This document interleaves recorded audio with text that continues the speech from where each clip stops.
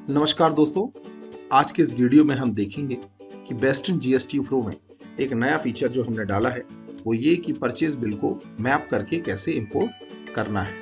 जैसा कि आप देखते हैं परचेज बिल्स में बहुत सारे आइटम्स होते हैं, एक एक करके मैनुअल इंपोर्ट आपको करना पड़ता है। तो उस प्रॉब्लम को ध्यान में रखते हुए हमने ये मैपिंग इंपोर्ट फीचर हमने बनाया है।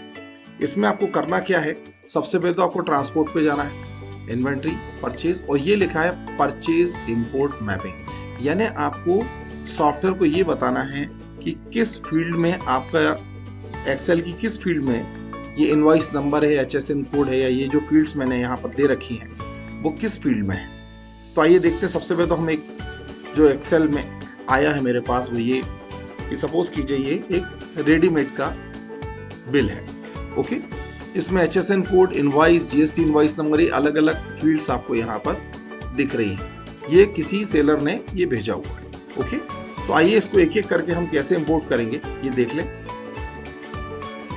फॉर एग्जाम्पल सबसे पहले तो मैपिंग नेम, ये जो बिल है कि जिसके लिए हम मैप कर रहे हैं उस व्यक्ति का यहाँ पर नाम लिखते हैं। मान लीजिए ABCD, मैंने किसी कंपनी का नाम लिखा। ओके, ये आ गया। देन अब आप देखें यहाँ पर इनवॉइस नंबर, इनवॉइस नंबर किस फील्ड में है, तो ये देखें यहां पर आप देखें ये लिखा GST इनवॉइस नंबर। इस फील्ड के हेड को हम कॉपी करते हैं और इसको यहां पर ले जाकर हम पेस्ट कर देते हैं। तो ये देखें, यानी invoice number GST invoice number की फील्ड में उसको मिल जाएगा। अगर वो नहीं दिया है और आप डिफॉल्ट वैल्यू चाहते हैं तो यहां पर आप डिफॉल्ट वैल्यू भी लिख सकते हैं।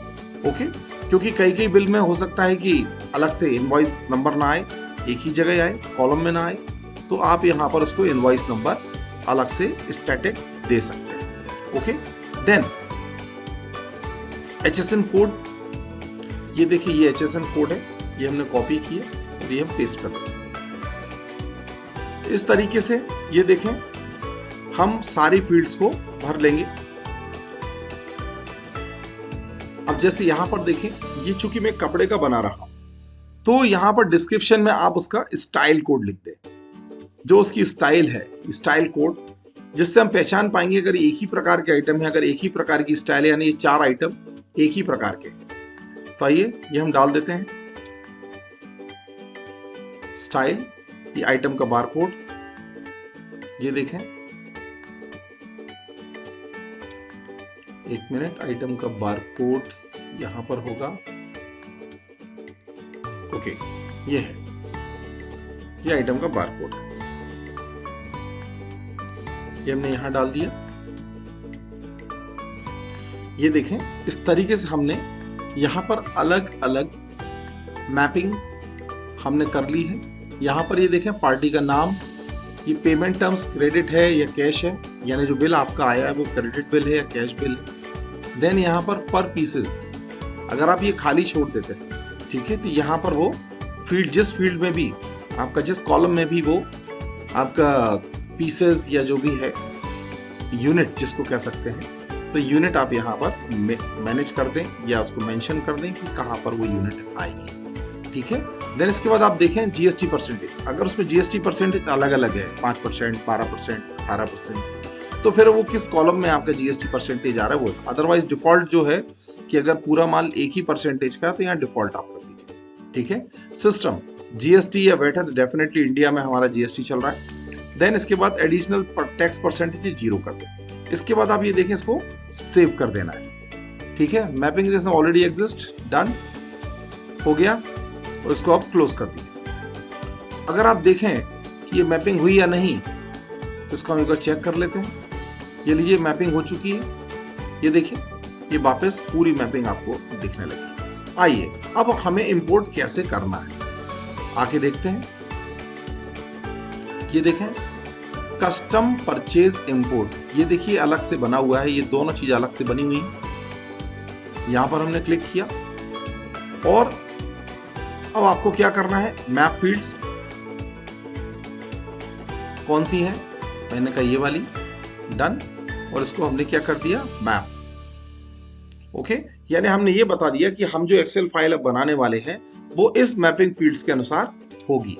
ओके, इसको हम बंद कर देते हैं एक्सेल फाइल को। ये देखिए अब select excel file, excel file को सिलेक्ट करना है।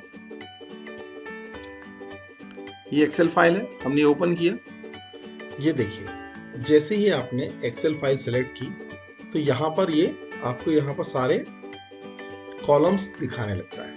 ओके, अब अगर ये प्रोडक्ट्स नहीं है, ये प्रोडक्ट नहीं मिल रहे हैं और आपके पास पहले से प्रोडक्ट बने हुए, तो आप यहाँ पर हर एक प्रोडक्ट की मैपिंग भी कर सकते हैं कि ये पर्टिकुलर प्रोडक्ट इस प्रोडक्ट के बराबर अगर प्रोडक्ट डले होंगे और आपको लगता है ये नए प्रोडक्ट है तो आप इसको एज इट इज रहने दें। ओके, देन आप इसको कर दें इंपोर्ट नाउ बटन पे क्लिक करें। ये लीजिए, ये इंपोर्ट कर रहा है। यहां पर आपको ये प्रोग्रेस बार दिखेगा ग्रीन। ये लीजिए, ये उसने सक्सेसफुली इंपोर्टेड 1 इनवॉइस। अब ये देखिए, इसको आप क्लोज कर दें। अब आप चेक कर लें परचेज में कि परचेज हुआ या नहीं। ये देखिए, ये बन गया परचेज और ये आपका पूरा का पूरा बिल यहाँ पर आ गया और 159 आइटम है। यहाँ पर प्रोडक्ट्स भी उसने ऑटोमेटिकली क्रिएट कर दिए।